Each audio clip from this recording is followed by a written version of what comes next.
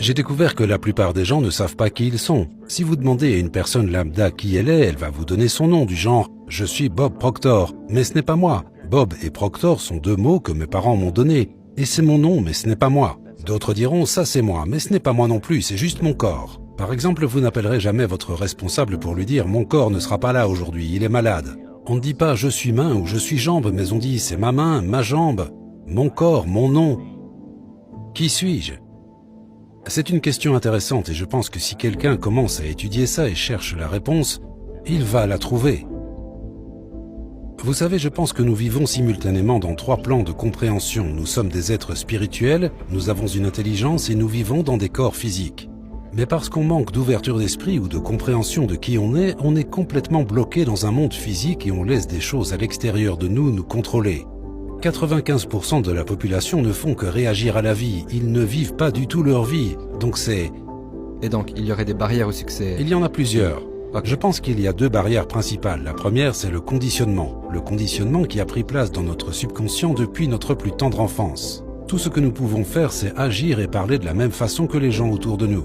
C'est pour ça qu'on a appris la langue qu'on parle. Mais s'il y avait 10 langues parlées dans notre maison, nous en aurions appris 10 sans aucune difficulté. Il n'y en a souvent qu'une et c'est la seule qu'on apprend. On grandit puis on se dit « oh, je pourrais apprendre une autre langue ». Nous pourrions en apprendre 100 autres si nous le voulions. On peut tout faire. Mais je pense que nous avons un conditionnement très très puissant et généralement il est basé sur de mauvaises croyances. Ça, c'était pour la barrière qui se trouve à l'intérieur de nous. La barrière extérieure, c'est notre environnement. Nous avons tendance à agir comme tous les gens qui nous entourent. Et quand vous y réfléchissez, ça n'a aucun sens. Car si vous étudiez les statistiques, 95% des gens passent toute leur vie sans réellement vivre la vie qu'ils auraient aimé vivre. La plupart des gens trouvent un boulot, ils observent leur entourage et voient qu'autour d'eux tout le monde travaille, alors ils font la même chose. Mais ils devraient s'arrêter et se demander, est-ce que ces personnes savent ce qu'elles font ?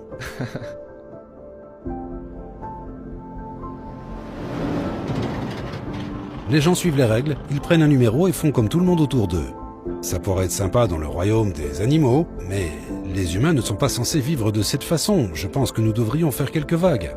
Nous devrions nous démarquer et être différents. Pas juste pour être différents, mais parce que nous sommes différents. Nous avons tous des pensées différentes. Et je pense que nous devrions commencer à penser et dessiner dans notre esprit les images de ce que nous aimerions faire et ensuite s'y atteler et le faire.